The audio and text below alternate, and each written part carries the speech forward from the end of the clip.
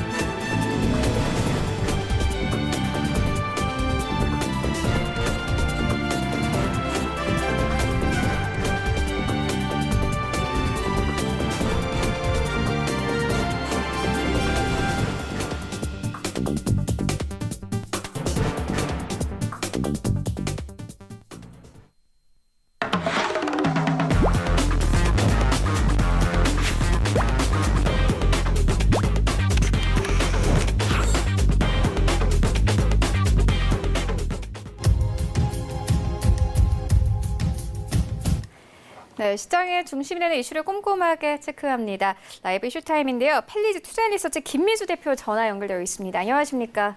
네, 안녕하십니까? 네, 어제 우리 증시 2,000선 장중에 돌파했습니다. 하지만 증권가에서는 이 개별 기업의 양극화가 심할 수 있다는 전망과 함께 앞으로 박스피 흐름이 예상이 된다 이렇게 좀 언급을 했는데 관련해서 어떻게 보고 계십니까? 네, 앵커님은 어떻게 보십니까? 앞으로 2,000선에 거의 다다른 시장이 계속 앞으로 갈 거라고 생각하십니까? 아무래도 좀 종목 장세가 이어지지 않을까 하는 생각이 드는데 어떻게 보십니까? 네, 서로 질문에 계속 반복이네요. 네, 제가 마이크를 잡겠습니다. 네, 일단 지금 관련돼서 솔직히 이렇게 빠르게 2,000선까지 들어오려고 생각은 아무도 못했을 것 같고요. 저도 물론 마찬가지고 이런 특히 지금 기사나 아니면 주변에 나오고 있는 상황이나 또 지표만 본다고 하더라도 시장이 좀 오버하는 게 아닐까라는 생각도 들 정도로 이렇게 빠르게 움직임이 나왔다는 거에 대해서는 일단 논외로 해야 될 것 같고요. 저희가 시장에 대해서 뭐 방향과 함께 뭐 지수를 예측한다는 거는 뭐 코로나19 전 때도 그랬고 이 사태와 함께 이어지는 여러 가지 흐름을 봤을 때도 인간의 한계를 분명히 느낄 수밖에 없었던 상황이다라고 생각됩니다.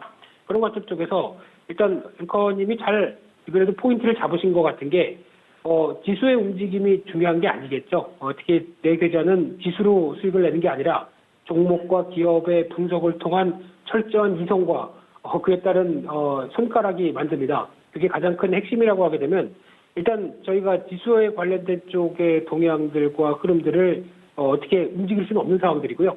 내가 갖고 있는 최소한의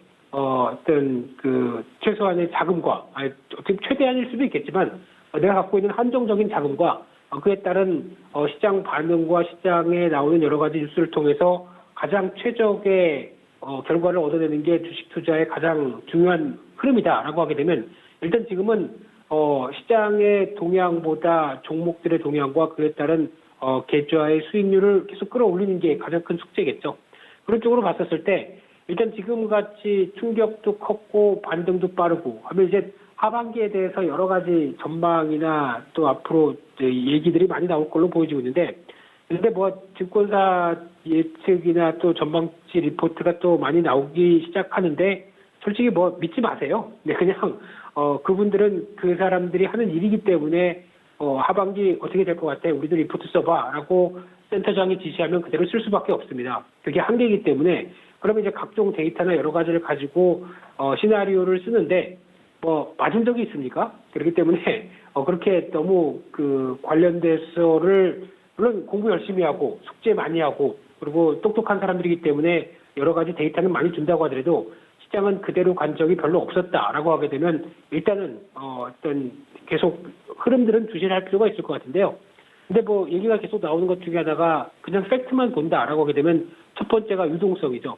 다 아시는 것처럼 금리 거의 최저 수준까지 내려왔고 거기다가 연준도 양적 완화하고 그래서 올해 말까지 가게 되면 기존에 자산이 한 4조 원대 갖고 있던 자산이 한 2배 이상, 8조 원대 이상도 들어갈 수 있겠다라고 하다 보니까 그러면 자산을 매입하면서 쌓아놓는 만큼 반대로는 현금은 시장에 풀리게 되겠죠. 그런 관점 쪽에서 또 하나 기업들이 어렵다, 힘들다 그러다 보니까 이제 미국도 마찬가지겠지만 우리나라도 지금 최근에 정부가 얘기를 했었죠. 그래서 한국은행이 전담기구를 만들어서 저신용 관련된 쪽의 회사채도 매입하겠다라는 부분들이라든가 또 아예 직접적으로 한 40조 원인가요? 예, 어떤 기구를 통해서 지금 좀 한계에 봉착했던 여러 가지 산업들 같은 경우도 코로나19 사태로 인해서 어려운 기업도 지원하겠다. 이런 여러 가지 지원책과 돈의 힘들에 따라서 시장이 움직였다고 하게 되면 하반기도 여기가 관건이죠. 그러면 쉽게 말씀드리면 유동성을 줄이겠다라고 하게 되면 시장이 경기를 일으킬 겁니다. 근데 그 유동성을 줄이겠다라고 하는 반대 측면으로 보게 되면 물가나 인플레이션이 정상적으로 작동하는 모습들이 나와야 되겠죠. 그런 부분들까지 일단은 유동성을 줄이지는 않을 겁니다. 그러면은 아직까지는 그런 변화가 나오기 전까지 지금 보여줬던 유동성은 계속 유지 또는 더 확대가 될 수 있겠다라는 쪽에 이제 무게를 둬야 될 것 같고요. 그러면 주식 투자를 할 수 있는 나쁜 배경은 아닙니다. 특히 지금 경기 판단과 경기에 대한 흐름들보다 더 중요한 게 돈의 힘이죠. 그러면은 지금 경기 관련된 쪽은 아무래도 뭐 2차 세계대전 이후에 최악이다 이런 평가를 받는다고 하더라도 가장 핵심은 이게 일시적이냐. 그래서 특히 지금이 최악이고 여기서 이제 뭐 한두 달 뒤면은 바로 어느 정도 일정 수준 회복할 수 있겠다라고 하게 되면 일단 그 부분보다는 지금 돈의 힘이 먼저겠죠. 그런 관점으로 봐야 될 것 같고요. 또나 양극화 얘기를 할 수밖에 없는 게 지금 미국 시장에서도 가장 뚜렷이 나옵니다. 대표적으로 최근 들어서 보다 보니까 미국에서 나오는 기사 중에 저희랑 비슷한 흐름이라고 생각되고 있는데요. 저희는 동학 개미 운동이라고 얘기를 하고 있는데 미국도 그러면은 그 시민 운동인가요? 모르겠는데 찰스 슈왑 그리고 온라인 트레이드와 관련돼서 어떤 지금 증권 계좌가 미국도 최근 3, 4월 달에 어마어마하게 터졌답니다. 그래서 그와 함께 또 주식을 매수를 하는데 밀레니얼 세대가 또 주식 계좌를 많이 개설했다고 하는데요. 그러면 없는 돈, 있는 돈, 싼 돈을 가지고 어떤 종목을 매수했겠느냐? 본인들이 잘 아는 기업들이겠죠. 그러면은 전통적으로 잘 아는 기업이라고 해서 뭐 포드나 뭐 보잉이라든가 이런 어떤 전통주가 아니라 오히려 자기들이 친숙하게 접근할 수 있었던 대표적인 IT 기술 관련된 쪽을 많이 샀었음과 함께 또 어떤 경험의 법칙이죠.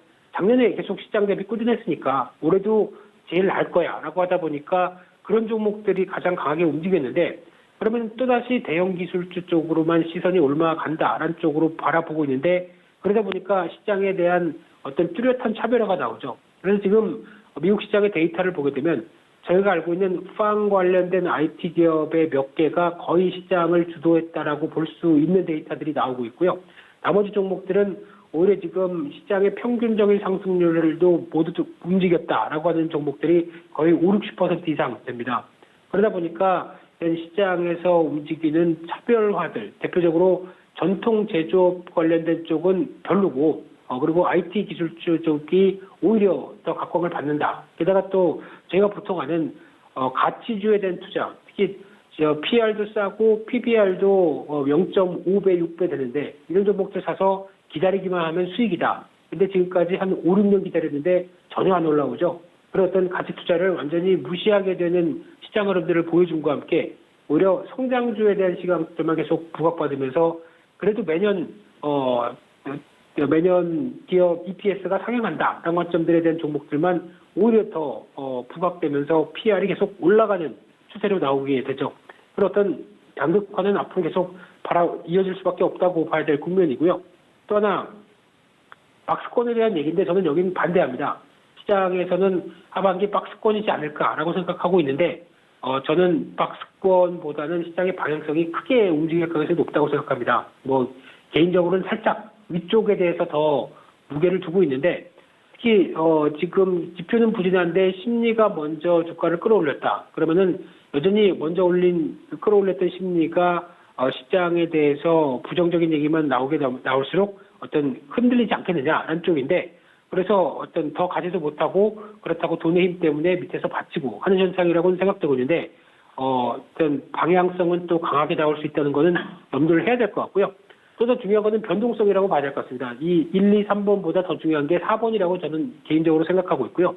이제 또 가치가 많이 변했죠. 저희가 보통 알고 있는 냉전 시대가 끝나면서 자본주의가 시장에서 득세를 했었죠. 그러다 보니까 자본주의의 가장 큰 기치는 작은 정부, 거기다가 세계화, 그리고 어떤 돈의 흐름들만 쫓는 어떤 약간 이기주의, 뭐 이런 쪽도 계속 이어졌던 모습들도 있었는데, 지금 흐름으로는 이제 탈세계화가 되면서 이제 약간 극단적 민족주의, 국가 우선주의, 그리고 지역화들 이런 쪽으로 강하게 나오는 모습들이다 보니까 아무래도 이에 따라서 나올 수 있는 부분들은 계속 잡음이 나올 수밖에 없습니다. 대표적인 결과가 미중 간의 무역 분쟁으로 표출될 만큼 이런 어떤 그 시장에서 바라보고 있는 경기 회복과는 또 별도의 여러 가지 이슈들이 계속 불거져 나올 수밖에 없다라고 하게 되면 변동성은 커질 수밖에 없겠죠. 그래서 지금 주식 투자를 하면서 가장 큰 적 중에 하나가 변동성과 방향성은 물론 저희가 모른다고 하더라도 변동성이다라고 하게 되면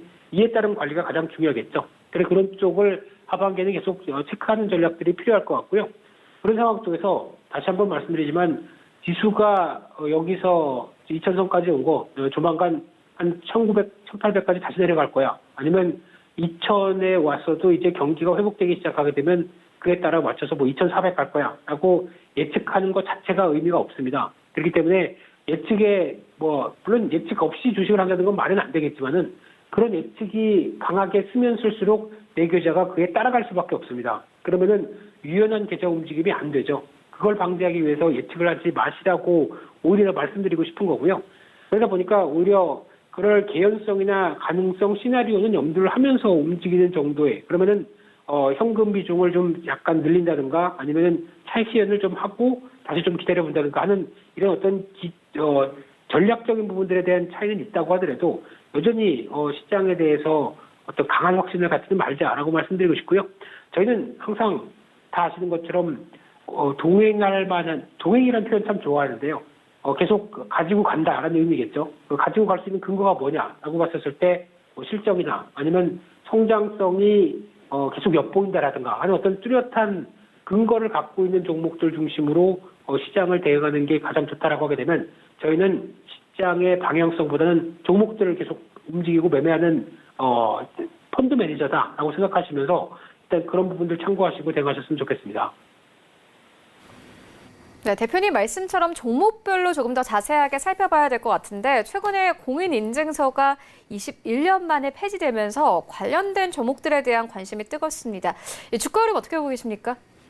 네, 솔직히 이 관련된 섹터 시장을 처음에 봤더니 공인인증서 시장이 700억 정도라고 얘기합니다. 그래서 그 정도 규모 가지고 폐지가 됐을 때 나올 수 있는 부분을 하면 일단 그리 좀 시장이 종목들이 오버하는 게 아니야라고 생각했다가 뒤통수 맞았습니다. 엄청 세게 움직이더라고요.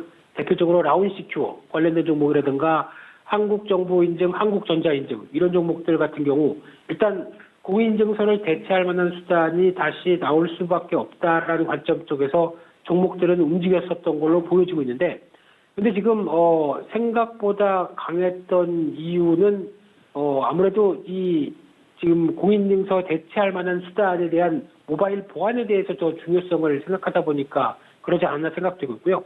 특히 지금 단순하게 국내 그 전자인증 서비스 관련된 부분이 아니라 이 전자인증이라는 얘기가 쉽게 말씀드리면 온라인상에서 나를 증명할 수 있는 수단이죠.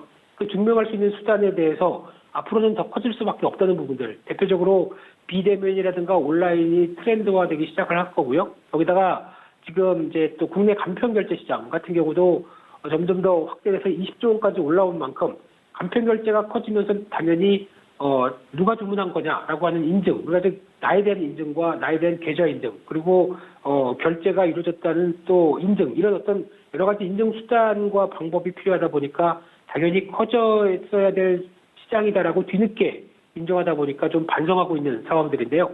그러다 보니까 이제 중요한 부분들은 주가는 이제 이만큼 올라왔습니다. 근데 이제 폐지가 된 만큼 앞으로 다양한 인증수단이 이어질 걸로 보여지고 있는데, 하지만 여기서 이제 중요한 부분들이 인증수단이 이제 이런 게 저런 게 될 것이다. 뭐 생체 인증, 뭐 홍채나 뭐 지문, 홍채도 가능하죠. 예, 홍채나 지문이나 뭐 아니면 간편 비밀번호나 또 블록체인이나 여러 가지 기술이 있을 걸로 보여지고 있는데, 중요한 거는 지금 이런 각계각 방식이 아니라 오히려 주된 트렌드가 만들어질 것 같습니다. 제가 보기에는 어떤 뭐 지문이다라고 하게 되면 지문 인식이 기반돼서 주된 트렌드로 가면서 앞으로 공인인증서가 아니라 내 손가락 하나면 모든 게 해결될 수 있다라고 하게 되면 그에 맞는 기기들도 거기에 개발되면서 어떤 주된 트렌드가 보통 사용자가 7, 80%는 이용한다라는 쪽이 확인이 돼야 그쪽에 대한 흐름들이 좀 더 시장 규모를 만들어가지 않을까 생각되고 있고요.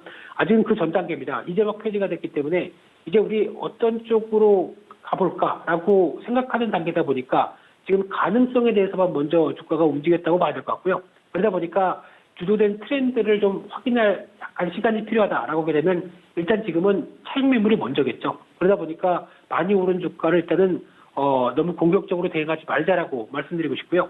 그러다 보니까 지금 또 가장 많이 쓰는 것 중에 하나가 카카오를 또 얘기를 안 할래야 안 할 수가 없죠. 이제 23만 원대 들어왔습니다, 앵커님. 네, 말씀드렸던 25만 원대가 거의 근접하고 있죠. 그러다 보니까 이제 슬슬 차익 실현도 생각해 볼 상황이라고 보여지고 있는데, 근데 카카오를 대체할 만한, 카카오나 뭐 네이버도 마찬가지겠지만 대체할 만한 종목이 관련 섹터에서 저는 없다고 생각됩니다. 그러면은 기본 물량을 계속 가져가는 게 좋겠다라고 생각이 들고 있고요. 거기다가 또 카카오가 왜 중요하냐면은 여러 가지 능력을 보여준 가운데 앞으로 또 전자인증 관련된 카카오페이가 또 연장이 되면서 이와 관련된 쪽으로 나올 수 있겠다라고 하게 되면 그 부분에 대해서도 좀 더 긍정적으로 바라보고 있는 상황들이고요. 또 하나 관심 종목 중에서는 아톤이라는 종목이 눈에 띄는데, 패스라고 하는, 그러니까 저희가 신용카드 쓰다 보면은 본인 인증할 때 넘어가서 거기서 인증받고 바로 다음 화면으로 넘어가는, 저도 해보고 알았습니다만, 네, 그런 쪽으로 연결되는 본인 확인에 특화된 앱을 갖고 있다 보니까, 물론 최근 들어서 이 관련된 쪽에서 뭐 유료 정보를 넣느니 맞느니 이런 얘기들도 나온다고 하더라도 그래도 지금까지는 가장 간편하게 쓸 수 있는 본인 인증 수단이다라는 쪽에서 강점이 있다고 봐야 될 것 같고요. 그 밖에 나머지 사업들도 이어지는 상황 쪽에서 패스 자동차 얘기도 나오는 것 같습니다. 그런데 지금 일단 중요한 건 이 회사가 실적이 그렇게 썩 좋지 못합니다. 그런데 기대감과 앞으로 변화했을 때 주된 트렌드로 자리 잡는다라고 하게 되면 가능성은 좀 있지 않을까라는 쪽도 바라보고 있는 상황들이고요. 그러다 보니까 일단 전반적으로 결론 지어서 말씀드리게 되면 지금 일반적인 주가 흐름들은 관련주가 올랐다. 그래서 좀 기다려야 된다라는 쪽이고요. 새로운 트렌드가 나올 때까지는 그를 좀 참아보자 이렇게 말씀드리겠습니다. 네, 알겠습니다. 이어서 어제 강세 보였던 종목들 조금 더 살펴보고 가도록 하겠습니다. 어제 그린 뉴딜과 관련해서 친환경 관련 종목들이 크게 상승이 나왔습니다. 앞으로 계속해서 상승세 지속할 수 있을까요? 네, 시장에서 정부의 정책이 나오기 시작하게 되면 정부 정책적인 테마가 움직이려고 하게 되면 딱 두 가지입니다. 일단 정책의 구체화입니다. 두 번째는 정책에 힘을 실을 만한 돈입니다. 이 두 가지가 확인이 돼야 될 것 같은데 일단 지금은 큰 그림만 그렸죠. 그래서 지금 대통령이 3주년 특별 취임 기념, 말을 잘못했습니다. 3주년 취임 기념 특별 기자회견. 네, 여기서 밝혔던 내용들을 보게 되면 경기 부양하겠다, 뉴딜 정책 하겠다라는 얘기였고, 그동안 여러 가지 얘기가 나오면서 그래도 우리가 과거 정부와는 다르다. 그래서 뭐 대규모 토목 공사 안 하겠다라고 하면서 나왔던 부분들 중에 두 가지 방향이 결정된 게 첫 번째가 디지털 뉴딜입니다. 그리고 두 번째가 그린 뉴딜입니다. 그래서 디지털과 그린, 그러니까 즉 IT와 친환경 뭐 이런 쪽으로 지금 가닥을 잡으면서 사업을 밀어가겠다라는 입장으로 봐야 될 것 같고요. 그런 쪽으로 보게 되면 이제 그 개념은 가닥이 잡혔는데 아직 구체화는 안 됐죠. 그래서 아마 6월달 이후부터 또 당정청 뭐 협의가 겹치면서 주된 트렌드를 만들어갈 걸로 보여지고 있고요. 게다가 이제 또 중요한 돈은 3차 추경부터 반영할 걸로 보여집니다. 그러면 돈의 힘도 생겼죠. 그러다 보니까 앞으로 주목해야 될 상황은 맞다고 생각이 들고 있는데, 근데 이제 중요한 부분들이 그린 뉴딜이라고 하게 되면 뭐 녹색 성장 관련돼서 뭐 또 많이 들은 얘기죠. MB 정부부터 박근혜 정부 때부터 같이 나온 상황이기 때문에 차별화를 줄 걸로 보여집니다. 그래서 이 차별화의 요인이 어디냐에 따라서 그 기존의 뭐 테마 흐름들이나 뭐 관련 흐름보다는 조금 차이가 있을 걸로 보여지고 있는데, 결론적으로 보게 되면 어제 움직였던 뭐 풍력, 태양광, 수소차 모든 이런 어떤 친환경 관련된 섹터 말고 조금 더 세분화된 쪽으로 나갈 가능성이 높다는 데 대해서 좀 지켜봐야 될 것 같은데요. 결론은 첫 번째로는 제 생각으로는 지금 시장 변화와 함께 올해 초에 보셨던 강한 모멘텀을 이어간다라고 하게 되면 전기차, 2차 전지라고 생각됩니다. 그래서 전기차 시장은 일단 뉴딜 정책의 근반이 우리나라뿐만 아니라 유럽 쪽에서의 근간은 전기차로 확정 지어가는 것 같습니다. 그러면 올해 초에 보였던 강력한 모멘텀을 유럽 시장이 하반기에 다시 회복한다라고 하게 되면, 물론 이제 코로나19가 정점을 지나서 회복이 된다는 흐름이겠죠. 그렇게 되면은 전기차, 2차 전지 관련된 섹터를 계속 눈여겨보자, 이렇게 해서 말씀드리겠습니다. 네, 알겠습니다. 지금까지 펠리즈 투자앤리서치 김민수 대표와 함께했습니다. 고맙습니다. 네, 감사합니다.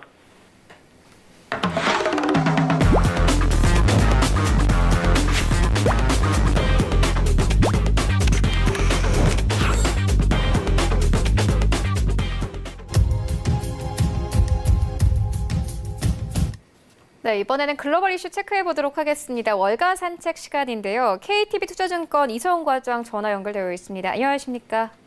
네, 안녕하십니까? 네, 최근 유럽에서 다시 한번 관광 재개 움직임이 나오고 있습니다. 시장에 어떤 영향이 있을까요? 네, 우선 지금 현재 유럽연합 당국자들은 관광이 어떤 유럽 경제의 핵심 요소라고 지금 판단하고 있고요. 그렇기 때문에 어떤 빠른 회복을 위해서 모든 수단을 동원하겠다라는 그런 취지라고 볼 수 있겠습니다. 이탈리아의 파올라 디비켈레 교통장관은 의회에서 이런 내용을 말했는데요. 다음 달 3일 이탈리아 내 모든 공항의 운행이 재개되고 국내선과 국제선 운항도 허용될 가능성이 있다라는 부분을 언급했습니다. 유럽 가운데 가장 먼저 코로나19의 세계적 대유행, 그러니까 팬데믹 경험한 이탈리아는 지난 3월부터 자국 내 공항 대부분을 폐쇄했습니다. 앞서서 이탈리아 당국은 오는 6월 3일에 인접한 유럽연합 회원국과 국경을 열고 자국민의 국내 이동 제한과 해외여행 제한을 좀 풀기로 했습니다.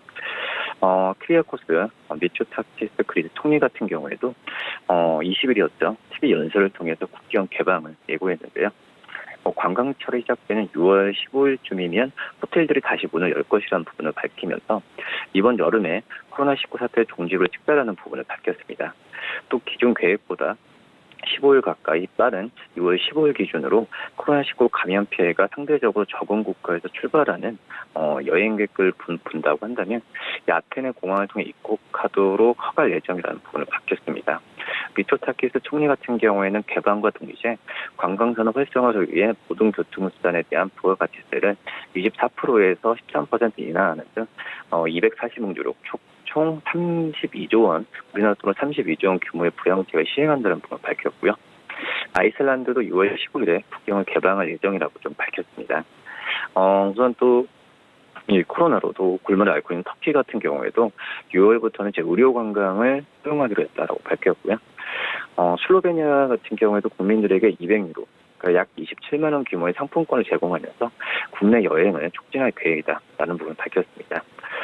이렇게 좀 유럽연합 이런 움직임이 좀 보여주고 있는데, 유럽연합 집행위원회는 이번 달 13일 발표한 여름휴가철 관광어 지침에서 항공기 탑승객의 전원 마스크 착용, 사회적 거리두기 확대, 또 온라인 예약 활성화 등을 제시하면서 개방과 동시에 경계를 늦추지 말아야 한다는 부분을 강조했고요.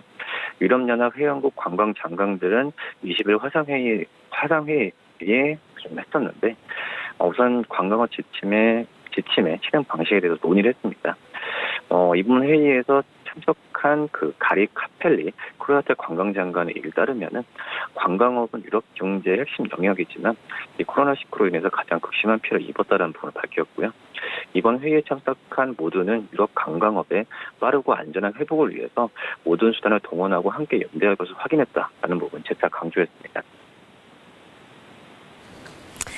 네, 알겠습니다. 이어서 다음 이슈로 옮겨가 보도록 하겠습니다. 영국이 사상 처음으로 마이너스 국채를 발행했습니다.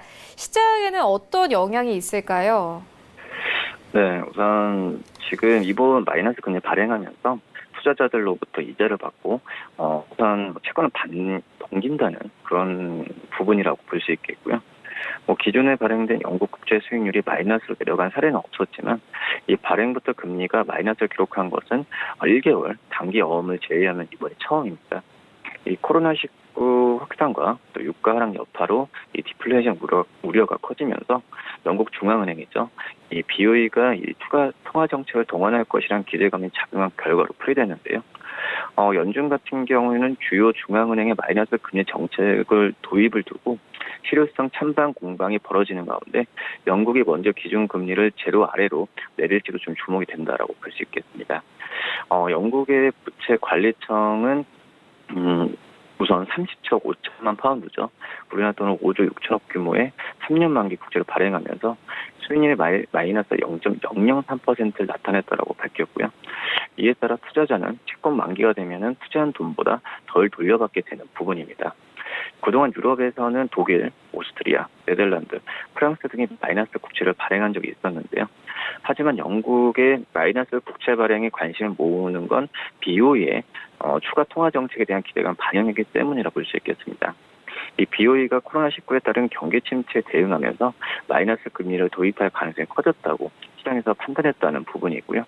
금리 하락 같은 경우에는 이 채권 가격 상승을 뜻하는데 그만큼 이제 투자자 입장에서는 손실을 보더라도 다른 자산을 보유하는 것보다 국채를 갖고 있는 게 낫다라는 부분이 좀 노리지 않았나 이렇게 판단이 되고 있습니다. 이런 분위기는 현재 금리 추이에서 좀 감지되는데요. 영국의 기준금리는 0.1%로 사상 최저 수준입니다. 기존에 발행된 국채 수익률은 이미 마이너스 내려간 상황이고요.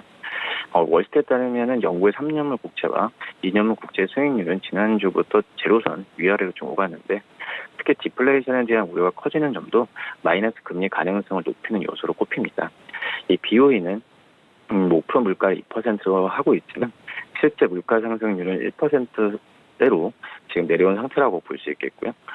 이를 끌어올리려면은 추가 통화 정책이 필요할 것이라는 게 시장의 기대심인데 이날 발표된 영국의 4월 소비자 물가 지수, 그러니까 CPI 같은 경우에는 전년 동기 대비 0.8%로 집계돼 3월에 1.5% 절반 수준으로 떨어졌습니다. 4년 만에 최저 수준이고요. 영국의 1분기 GDP도 전분기 대비해서 2% 감소한 상황에서 2분기 감소폭은 더 확대될 전망입니다. 마이너스 국채 발행 후에 앤드류 베일리 BOE 총재는 의회에 출석하면서 원칙적으로 마이너스 금리 도입 카드를 배제하지 않는다는 입장을 내놨는데요. 지난 수주간 해온 정책들을 고려하면서 현 상황을 여러 도구를 계속해서 검토하고 있다라는 부분을 내비쳤습니다. 여기에 또 이제 배제하는 것은 바보 같은 짓이라는 부분을 지적을 했고요. 다만 이것이 정책을 시행한다는 의미는 아니다라는 부분이고 이 발언은 일주일 전에 현재 도입을 검토하지 않고 있다는 입장에서 달라진 것이라는 부분에 있어서 의미가 있다라고 볼 수 있겠습니다. 우선 BOE는 최근 들어서 부총재 또 통화정책위원 등이 마이너스 금리에 대해서 긍정적 메시지를 잇따라 좀 내놓았는데요. 기준금리 인하 외에도 코로나19에 대한 비용 부담 분산 차원에서 대표적 이 양적 완화 정책 수단인 자산 매입 규모도 더 확대할 것으로 지금 예상이 좀 되고 있는 상황입니다. 네, 이어서 다음 이슈로 옮겨가 보도록 하겠습니다. 코로나19로 공급망 해외 의존에 충격을 받은 세계 각국이 공격적인 리쇼어링에 나섰습니다. 각국 그 시장 영향은 어떻게 보고 계십니까? 네, 우선 리쇼어링이라는 부분은 간단하게 자국의 해외 진출해 있는 자국의 기업들을 자국으로 이제 소환시켜서 소환이라기보다도 자국으로 복귀시켜서 어떤 실업률이나 이런 부분을 방어하겠다는 그런 의미라고 볼 수 있겠는데 우선 지금 각국 정부가 이런 리쇼어링에 대해서 애를 쓰고 있습니다. 민간 업체에 대한 미국 복지부의 단일 계약 금액으로 사상 최대 액수가 됐는데 미국 백악관과 보건복지부가 이 벤처 제약사 플로와 3억 5,400만 달러, 약 4,300억 규모의 관급 계약을 맺었다고 발표했습니다. 우선 미국 정부는 계약 조건을 달았는데 이게 바로 리쇼어링입니다.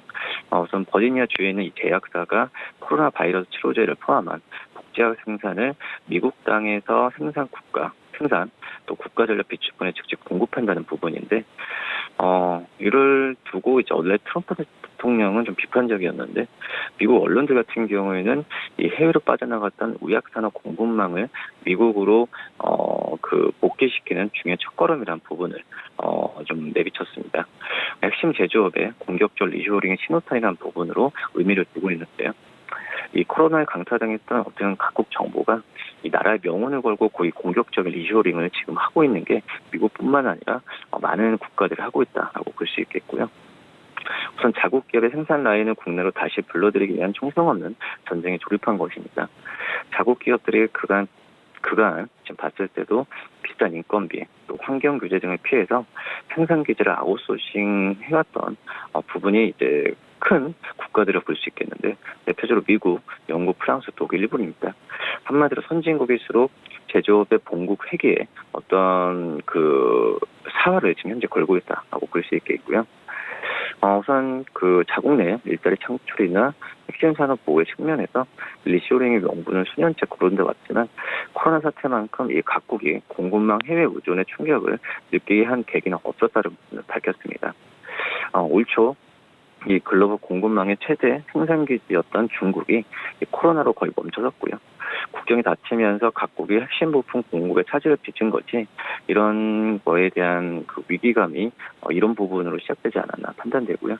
또 각국이 수출길이 막히면서 이 내수 진작으로 눈을 돌리면서 국내 일자리 창출 측면에서도 리쇼링은 최우선 과제가 돼가고 있다라고 볼 수 있겠습니다. 과거 비용 절감이란 기업의 논리가 우세했다면 이제는 공급의 안정성이 더 절실해진 상황이고요. 자국민의 어떤 건강과 안전, 또 핵심 산업과 일자리를 지킨다는 측면에서 리쇼링이 더 좋은 산업 정책이라는 인식이 좀 퍼지고 있다라고 볼 수 있겠습니다. 근데 좀 지금 현재 미국과 중국의 상황이 안 좋죠. 우선 트럼프 대통령이 중국과의 모든 관계를 끊겠다. 지난주에 약간 오버스러운 좀 그런 발언했는데, 이 공급망의 어떤 탈중국화를 선언하면서 우선 지금 이런 미국 안에서도 이 어떤 리쇼링에 대한 부분이 필요하게 되지 않았나 생각이 되고 있고요. 어떻게 일본 같은 경우에는 지금 현재 아베 내각이 리쇼링 기업 지원을 20억 달러를 지원하겠다고 발표했고, 실제 최근에 400여 일본 기업이 리쇼링 협조를 좀 했습니다. 프랑스에서도 웬만해 마크롱 대통령이 올해까지 마스크 제조에 완전한 독립을 이루겠다는 부분을 선언했고요. 장관들 같은 경우에도 연일 제조업 주권과 민족주의를 지금 외치고 있다라고 볼 수 있겠습니다. 영국도 정부기관과 시민단체, 학계가 나서면서 핵심 부품 수출 금지와 리쇼링을 주장하고 있는 상황이고요. 우선 결론을 말씀을 드리면, 우선 해외로 나간 자국 기업을 본국으로 불러들이는 것, 이 부분 같은 경우에도 지금 현재 정부가 감세와 보조금 지급으로 여러 가지 수단으로 이끌고 있습니다. 그렇기 때문에 리쇼링에 대한 부분은 한동안 더 이어지지 않을까 이렇게 판단됩니다.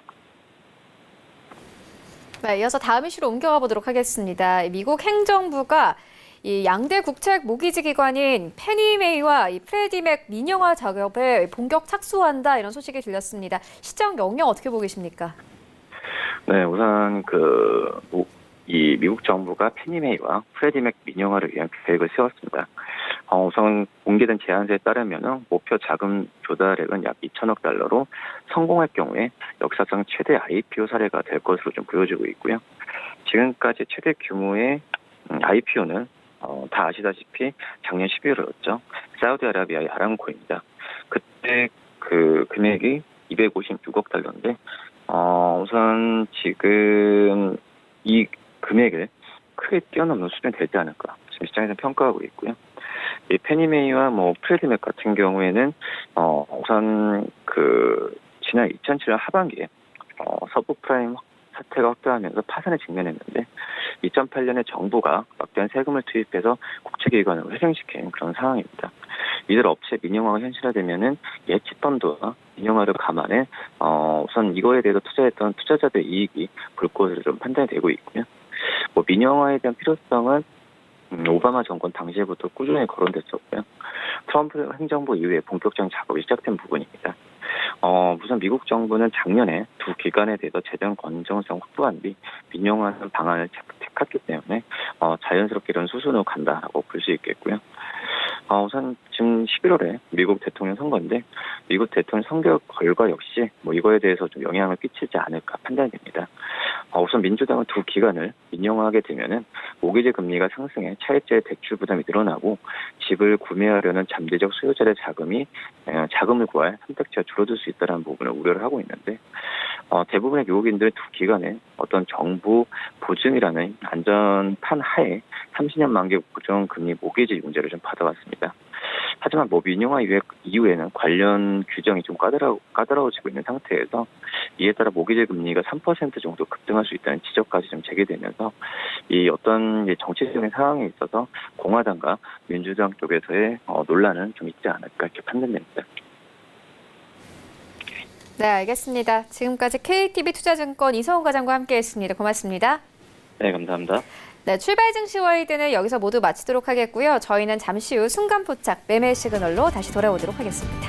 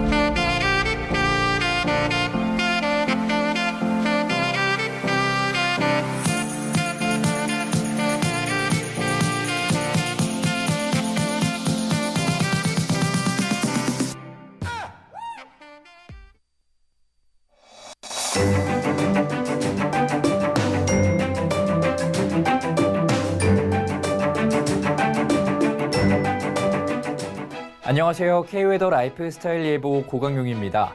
오늘 아침 전국 대부분 지역에 구름이 많이 지나고 있는 가운데 강원 영동에는 아침까지 빗방울이 떨어지는 곳도 있겠습니다. 또한 강원 산지와 남부 내륙을 중심으로는 안개가 짙게 끼어 있으니 교통안전에 유의하셔야겠습니다. 오늘은 동해상에 위치한 고기압의 영향을 받으면서 남부지방은 맑겠고 중부지방은 대체로 구름 많겠는데요. 중북부 지방은 늦은 오후부터 북쪽을 지나는 기압골의 영향을 받아 비가 내리겠습니다. 강원도는 늦은 오후부터 비가 내리기 시작해 내일 새벽에 개겠고요. 서울과 경기 북부는 오늘 저녁부터 밤까지 비가 내릴 것으로 예상됩니다. 이번 비는 내리는 시간이 짧은 만큼 양은 많지 않겠지만 돌풍과 함께 천둥, 번개를 동반할 가능성이 높습니다. 시설물 관리와 안전사고에 주의하시기 바랍니다. 한편 오늘은 한낮에 서울이 25도, 전주는 26도로 어제보다 기온이 더 올라 따뜻하겠고요. 동해안은 울진이 한낮에 17도에 머무는 등 대체로 선선하겠습니다. 다음은 자세한 지역별 날씨입니다. 중부지방 아침 기온 인천과 대전 15도로 출발하고 있습니다. 한낮에는 춘천 24도, 대전 26도까지 오르며 다소 덥겠습니다. 동해안 아침 기온 강릉 11도, 속초 12도로 시작하고 있습니다.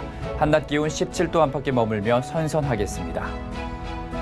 남부지방 아침 기온 부산 12도, 광주 14도 보이고 있고요. 한낮에는 대구 24도, 광주는 25도까지 오르겠습니다. 바다의 물결은 서해상과 동해상에서 최고 2.5m로 약간 높게 일겠습니다. 일요일 중북부 지역에 또 한 차례 비가 내리겠고 화요일은 전국에 비구름대가 지나겠습니다.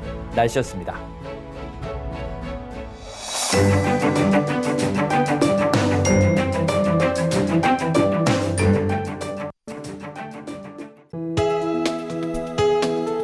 본 방송에서 제공하는 투자 정보는 투자 판단에 대한 조언입니다. 방송에서 제공하는 주식의 가치, 가격 상승 및 가격 하락에 대해서는 방송사에서 보장하지 않습니다.